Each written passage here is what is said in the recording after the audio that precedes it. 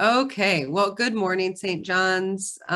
Really exciting this morning to have our own Dr. Vike Vicente presenting on his recent surgical mission trip to Honduras.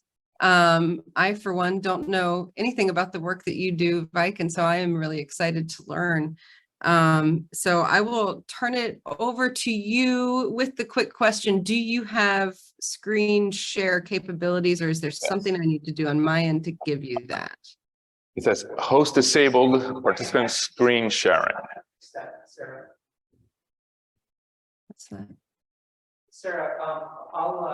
do you have host? Are you host, Sarah? Yeah, should I undo that? No, you can just allow participants to share screen. Okay. Put a share screen and then say allow multiple participants to share screen. Great. Okay, then we should be set. And with that, you can take it. You got it? Yep, there we go.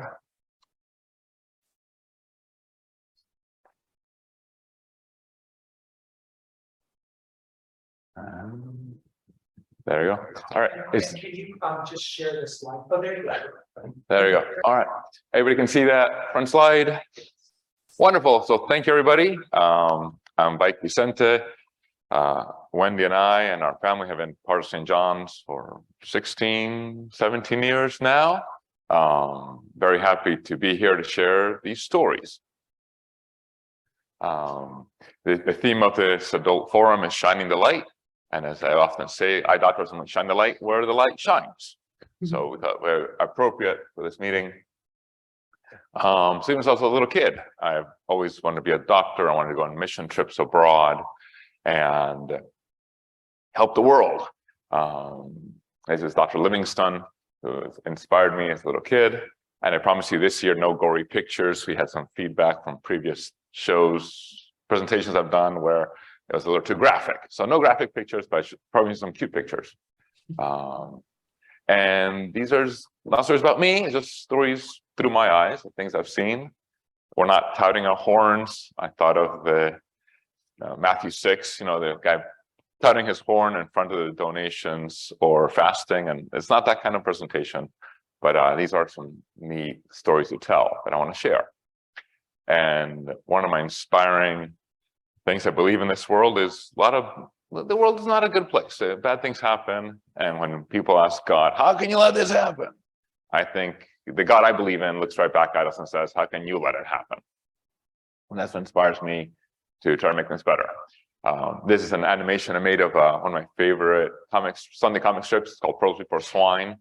And bear with me, it's a little movie here. Here's the character Pig. And he catches a ride with a fairy. Hi, Magic Fairy. Hi, Pig.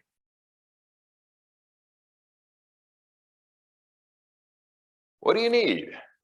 I need you to fix the world, the viruses, racism, the hungry. Sure, no problem. I don't exist.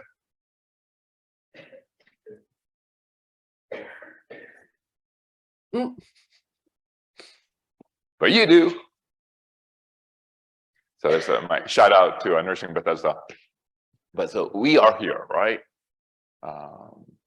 So this is our trip. We leave from DC. That's my little bubble there, right? Where we all live in this little enclosed bubble. And then you realize the rest of the world is not Bethesda.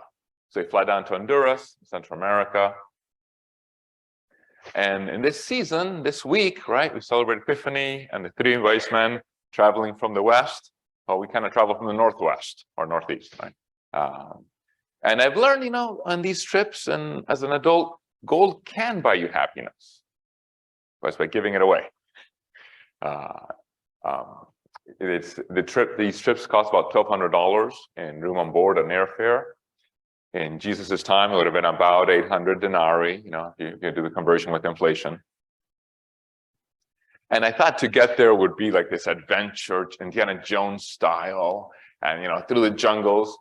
And no, actually, you fly into a brand new international airport, and they have pop music playing in the background, and it's a direct flight from Miami with United or American. It was really funny to arrive there and listen to Taylor Swift on the loudspeakers. It was not what I was expecting. So we arrive on a Saturday. Also, the lodging is quite nice. There's a country club in this city, and it has a hotel within it, and they offer us room on board there at cost.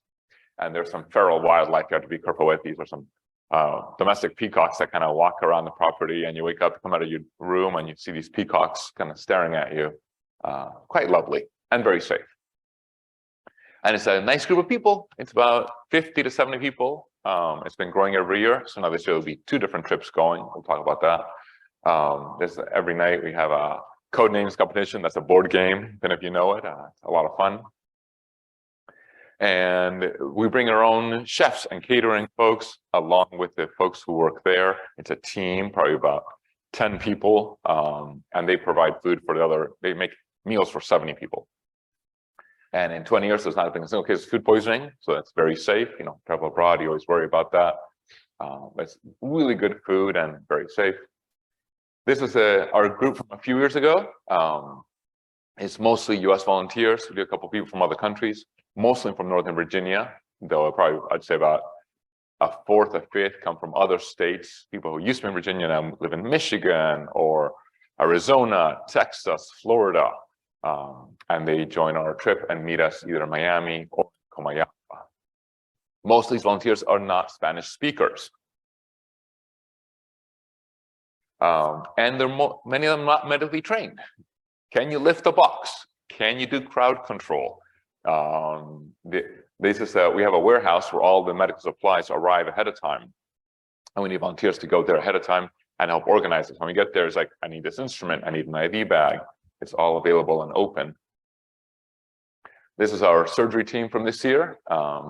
That's me in the background with 2 other American trained surgeons and an American nurse, and then 2 young Honduras doctors. And we didn't really go there to teach, we went there to teach and learn, because they have a really good way of doing cataract surgery really fast. And they learned some of our techniques, and we learned how they do it as well. What they didn't have were a lot of supplies needed for surgeries. So we brought those, and then we worked together. And some of the rest of our team who came with us, very positive energy. You know, everybody there's in a good mood. All volunteers give up a week of vacation, raise money to pay their way. So everybody wants to be there. And you work like a dog. These are long days. But nobody's complaining, and that's so refreshing. The patients don't complain, the staff doesn't complain. You know, we're also first world whiny sometimes, and here everybody is there to do a job. This is what Comayagua looks like, and you know, it's dirt roads, a lot of cinder block homes. And the interesting thing I've commented to other folks on the trip is this view from here could be anywhere from Central America to Patagonia to Kenya. The roads look like this, the houses look like this. That's the neighborhood we work in. That's my waiting room. So we go to hospital. It's really well organized. It's called San Benito Hospital, and it's run by San Franciscan friars. They started this right after Hurricane Mitch about 20 years ago. A lot of the medical infrastructure was devastated, and it started there with a small clinic that turned into a hospital, and now it's a really well-run facility. The patients that I take care of that we see have been scouted, have been found throughout the year by the local medical workers. So they say, they go to a village on a Sunday, they see someone who has a problem and says, hey, I know someone who can fix that in November. Here's a ticket, please bring it with you, show up at the gate November 2nd, 3 valleys over at this hospital, show them the ticket, and they will help you. So by the time we arrive, there's about 50 people waiting to be seen that the local doctors think we can help. And many hitchhike, none of them have cars. These are pre-vetted patients. They have to demonstrate poverty to be seen. So nobody who can afford care would be there. Either the local mayors or priests will vouch for, yes, this person cannot get care here. They need your help. Hey, Mike, is your Huh? volume on your computer down?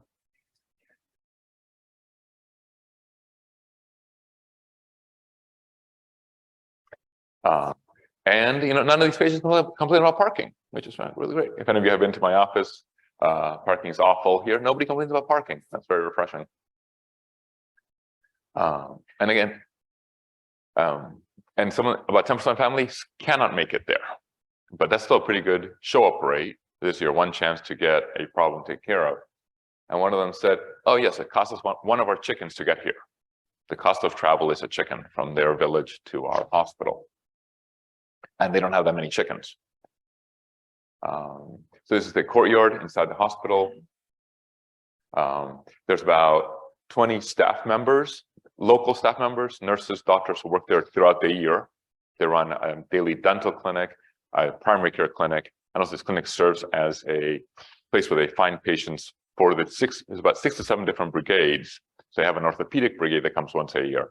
They have a GYN brigade that comes once a year, an eye doctor brigade that comes once a year. Some come from Indianapolis, Hawaii, Northern Virginia.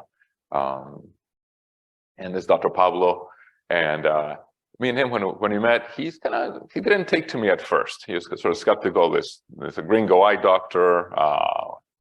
And what he noticed and he told us is, yeah, not only do you guys provided care, you treated people with respect. And many of these patients have never been treated with respect before.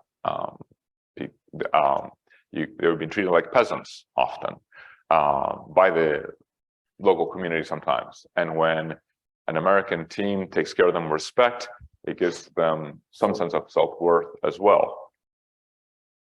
So we arrive on Saturday, we unpack. That's one of the friars, Brother Richard. On day 2, we meet the patients. Like I said, there's usually about 50 or so for my small team that say, hey, these are people who we think you may be able to help. And out of those 50, 60, we find out about 45 or so that need help. The other ones are things we cannot fix, or folks who are false alarm. That's not too bad, leave it alone, come back in a few years. And then we assign days for surgery. We're going to do your surgery on Tuesday. Your surgery is more risky. We're going to do it on Monday. So if anything bad happens, we can babysit you while we're still here. So I told this family, yeah, well, why don't you come back on Wednesday for surgery? And here's when my little Bethesda bubble burst. It's like, but doctor, we can't afford to go back to our village and back to you. That would cost us another chicken, right? So I was like, okay, well, there's a hostel that patients can stay at for days until their surgery. And that's free and provides them room and board as well. And like a local Ronald McDonald house of sorts. All right, to another family, hey, why don't you come back in 2 days for your surgery? And it's like, doctor, we don't have money for 3 days of food. It's like, oh, okay. All right, why don't you stay in a hostel? And then a little awakening of like how much poverty there is. So that's our team. That's Dr. Kern. She's another pediatric eye doctor from Northern Virginia. And we go together. And the funny thing is, I'm right-handed, she's left-handed. So a patient comes in, I do the right eye, she does the left eye, whip them out and do the next one. So we work very fast as a team. And we're able to do about 5 to 7 surgeries a day. And again, as long as you provide food and a place to sleep, you operate. These are some of the patients we took care of. Like this little boy was cross-eyed before the operation. And it's not just a cosmetic problem. That left eye is going to go blind from not being used. Little kids' brains are very adaptable. They will forget how to use an eye, just like they can forget a foreign language. So we consider this reconstructive surgery. In cosmetic surgery, take something normal, make it prettier. And reconstructive, take something broken, make it normal. In the US, this surgery is covered by insurance, for example. This little boy, his eye was drifting outward, also going blind in one eye from not engaging it. Then we made his eye straight. This little girl also is very cross-eyed. And one of the residents we were working with, he says, I've never seen a doctor treat a patient that way. Well, I'm a nice guy, but I treat people like you treat people, and just with decency and respect and candor. And the doctor had never seen another doctor talk to someone that way. I was like, okay, well, this is how we do things. And then other kind of nice stories is people we did surgery on a few years ago came back, and when I see them in the waiting room, I'm like, oh no, what's wrong? Why are you back? Oh, doctor, we came just to say hi, to show you that we're doing okay. You came all the way back here to do that? Yeah. Okay, thanks. Well, yeah, you look good. We were flattered that they would come a long way just to kind of say hi. Also, other kids that we did surgery on. Also visiting more. So the surgery lasts. We're happy to see the results do well, and the kids, we get to see them grow up. You know, I hadn't seen this kiddo in about 4 or 5 years. It's nice to see him again, and I remember them. And I have their picture. They remember us.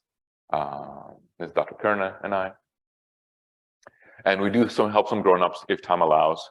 Most of the patients are kids, but in the last day or two, if we have enough spots left available, we will help grown-ups if they have had pediatric problems, like this lady. So we made her eye better. This little girl, and she has a droopy lid. She couldn't open her eye. And again, so she was going blind in that right eye for not using it. So we lifted her lid, gave the parents some patches so she could learn how to use that right eye and not develop amblyopia. So these are kind of things we're going to catch early. Another little girl, so she had both lids were droopy, so we lifted them up a little bit. This little girl had droopy lids, ptosis, and strabismus, and her right eye was drifting, so we fixed both at once.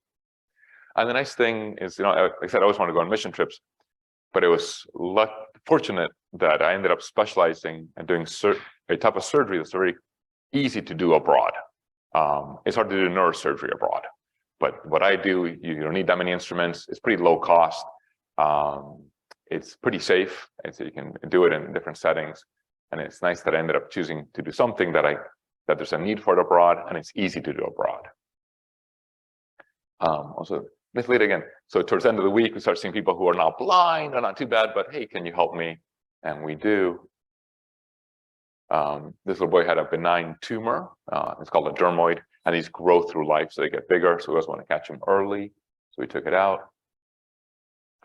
There's a funny story. I don't know if I shared it last time I told this story, but this gentleman was there for prostate surgery. By the way, I do have patients' permission to share those stories. We asked that when we were there. So this gentleman is there for prostate surgery, and the urologist who came with us, who's doing surgery in the room next door, finishes the patient surgery and comes up to me and says, "Vike, I think this guy has an eye problem. Can you see him?" I was like, "Sure, what makes you say that?" "Well, I noticed, being a good clinician, that when he came in for his prostate surgery, his eyelids were taped to his hat so he could see." It's like, "Buddy, you think that's an eye problem?" "Of course that's an eye problem. I wish he had told me 2 hours ago, so when you were doing his prostate, I could do his eyelids." But this gentleman, very elderly, he could not open his eyes. So he would, every morning he would tape his lids to his hat in order to see. So I was like, well, okay, let me go talk to him. And we offered, "Would you like me to fix your lids while you're here recovering from your prostate?" "Yes, please." So we fixed his lids, and he was very happy. Now he doesn't have to tape his eyelids anymore. Speaking of prostate surgery, in older gentlemen, men, the prostate gets so big you can't pee. So it hurts to pee. You have a full bladder. It's very difficult to pee. And then there's a procedure called a TURP, where you can widen the urinary tract so pee comes out easily, more urine. In the US, this is done all the time. Down there, it's a 2-year wait list for the surgery. There's such a need. So that means that if you're a farmer plowing a field, you're walking around with a tube and a bag to collect your urine while you're working the fields. That's not easy. And they had to do that for about 2 years. There's another surgery that's a high need of it down there. And we have folks who go, but there's still a huge wait list for the procedure. Another gentleman helped last year. He worked in a metal shop, and a piece of metal flew above his eye and cut his eyelid muscle, so he couldn't open his eye. Now, I'm not a lid doctor. I'm really a pediatric eye surgeon.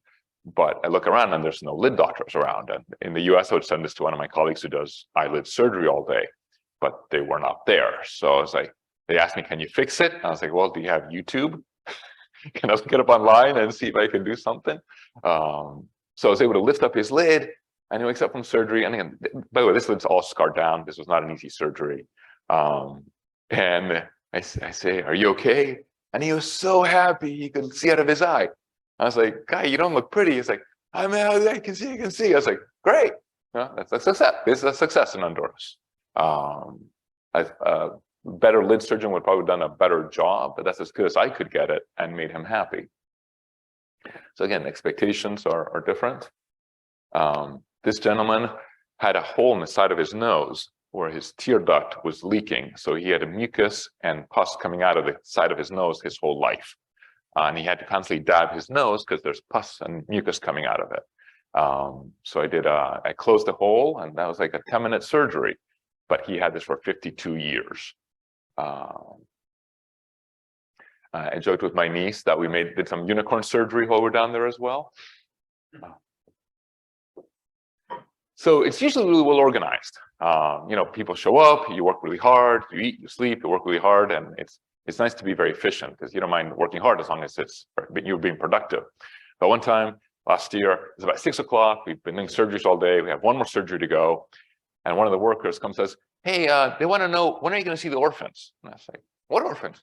"Well, the orphan's been waiting all day to be seen." And I was like, "Well, now you tell me, But there's one time there's miscommunication where these kids have been waiting all day to be seen. And I saw some kids running around on the playground, and I thought they were local kids. No, they were orphans who were sent to us so we could look at their eyes while we were there. And we haven't had dinner yet. I'm really hungry. I have one more surgery to go. But do you really want to go tell an orphan in Honduras that you've had a long day? And maybe you should wait till next year to be seen? You're going to complain to them? My brother was a surgery resident on Walter Reed, and they have very long days, and they work really hard, and they were taking care of Marines and soldiers who got hurt in Afghanistan and Iraq. And you want to tell them you had a long day in the hospital? So I get to complain to you. I don't get to complain to them. Another story. So that was mostly what I do. Other doctors, there were pediatricians who would go on these trips, and kids would come in from villages full of parasites, and they were malnourished, because if you eat, the parasites get your calories, not you. So they would give them parasite medicine, and the kids would get better, right? Yay, success. And everybody's happy. But then they would run out of medicine when the doctors leave, and the kids would get sick again. So the pediatricians come back the following year, same condition, same kid, no better. So then they thought, why don't we go to these villages and see where they're getting sick from? And they did that. So the pediatrician got in a van, followed the patients, gave the patients a ride back to the village and said, "What are you drinking?" And it was like, "Stream water." Okay, let's see what we can do here. So they get involved with local officials, local donors, and they build chlorinated water vats. They show them how to filter water. So now they don't have parasites anymore. So here's a pediatrician who's used to giving parasite medicines, learning about how to chlorinate water efficiently, and put a local person in charge of that project for that village. And then there's Dr. Wolfgang Renner, who does this, a friend of mine at Georgetown, and he started this whole project. So then one day you do one village, the next you do the next village, the next you do the next village, and all around you get this expanding satellite of further away from the hospital to the villages that now don't get parasites anymore. The other one was he would also see kids with really bad lungs, like really bad asthma, like really bad breathing problems. And the reason is a lot of families would have open fire pits in their huts, in their home, no chimney. And that's where you cook, and that's where you warm the house. And it's an open fire pit with all the smoke coming out and the smoke staying in the house. So then how do you fix that? Chimney. It's not rocket science, but it makes a huge difference if you live in a home without a chimney. So then they spread the word.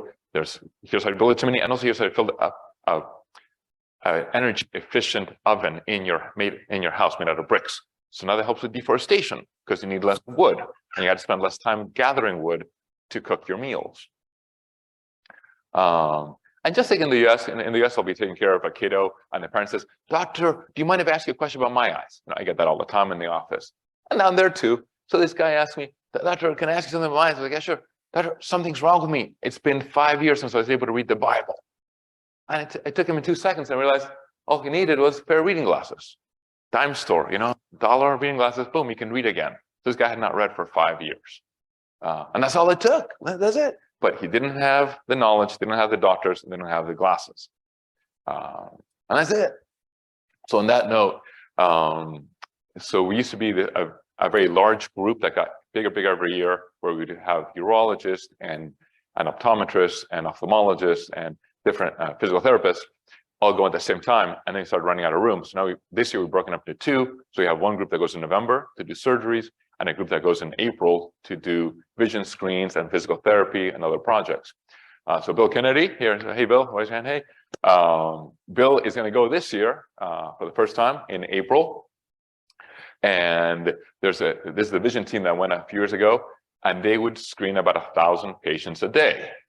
Now, how do 1, 2, 3, 4, that's 7. How do 8 people take care of 1,000 people a day? Here's the trick. So you have one volunteer. You don't have to speak Spanish, right? You just gotta listen to, you gotta know the letters in Spanish. That's pretty easy, right? And after your 200th patient, you kind of learn the letters in Spanish really quick. So volunteer just walks down the line. Yeah, you go to a village. The village is expecting you, right? It's like, oh, the I team's gonna come this day to our village. So the whole villagers line up, and one volunteer passes by with a eye chart. Says, "Can you see this?" And a lot of people can actually see. They just wanted to get checked, and your eyes are not that bad. 20/40, you're okay. You don't need any intervention. So that cuts down the line to about 500 people, 600 people. Then another volunteer takes a machine. It takes me 30 seconds to train a volunteer how to use this machine. You aim the machine at someone's eyes, and the machine will spit out, oh, this person's farsighted, nearsighted. You need +2 glasses, -1 glasses. Again, no medical training, takes about a minute per person. Just gonna go down this line, and it prints out a little piece of paper, and the volunteer gives a piece of paper to the patient. Here, hold on to this ticket. Someone else is gonna come by here soon. And then the third volunteer has boxes and boxes of pre-sorted glasses. They have a box that's a +2, a -1, a -3. Goes up to the patient and says, let me see, what's your ticket say? +2, here, try these on. You want a red or a black one? Black, okay, put them on. Can you see now? If the patient can see with glasses, you're done, vaya con Dios. But there's some patients who, even with glasses on,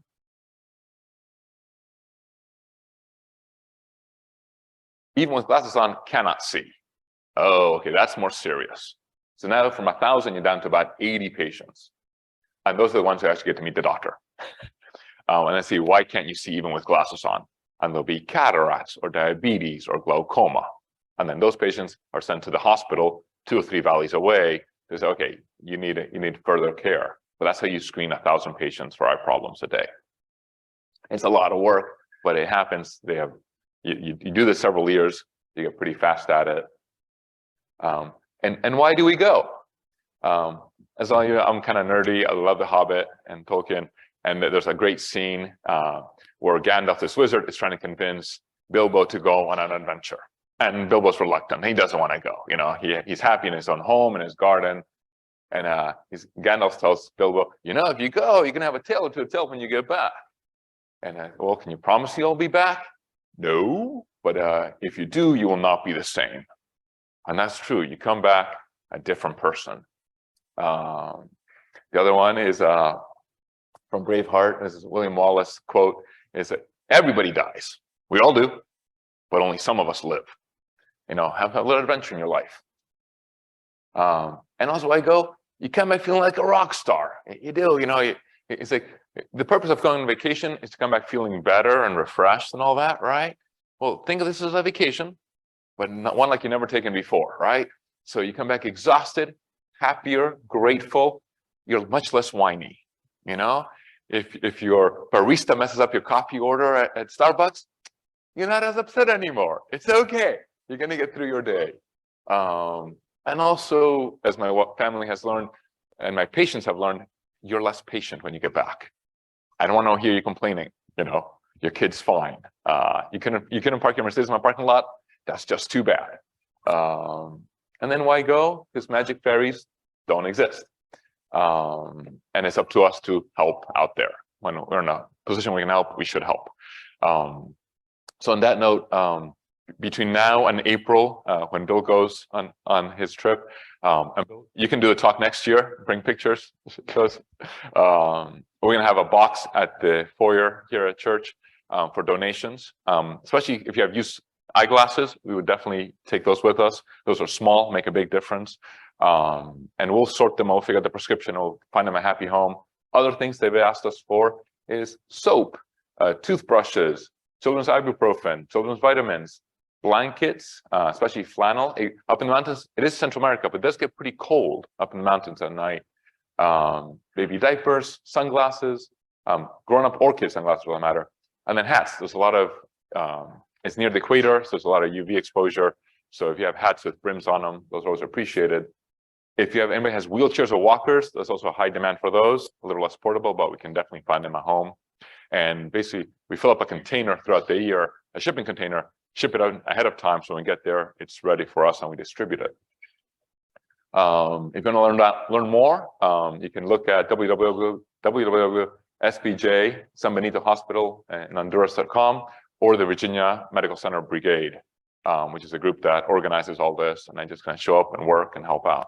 But thanks for your attention, and if you have any questions, you can ask me. Sorry, if anybody has questions online, I can answer them too. Wonderful. Thank you so much. I'm so struck by all of these things that we take for granted, like chlorinated water and reading glasses from the drugstore.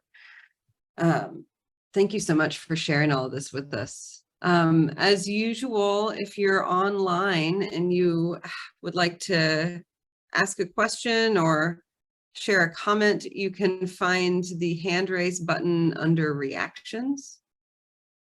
And then if you're in the parish hall, I believe there's a microphone set up. There's a microphone in here, so if you're speaking, just go up to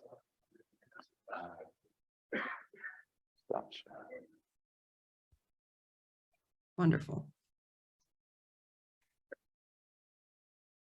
And if not, it was nice seeing everybody again, and we're so happy to be part of this community. I see a question from Cindy. Go ahead, Cindy.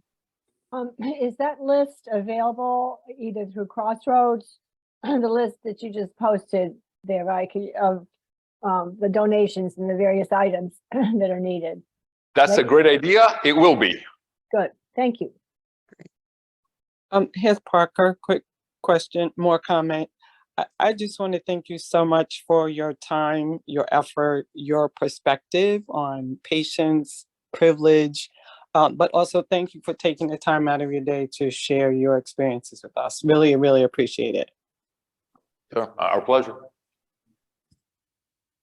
Yeah, and I want to say that today in the service, I'm going to be promoting a pilgrimage to the Holy Land. It costs twice as much as what Vike is saying. It's a very different thing. And so I just thought that was a beautiful thing, that like for some people, maybe this feels like more of a pilgrimage than going to the Holy Land and visiting sites. You know, I'm definitely struck by it. So it's cheaper and it sounds like it would be more life-changing. It is. There's a quote on the SBJ's website that is, "You live closer to the gospel." The gospel may have happened in Judea, but this is you're closer there, and it's you come back very spiritually refreshed as well. Yeah. Wonderful. Yes, Bill.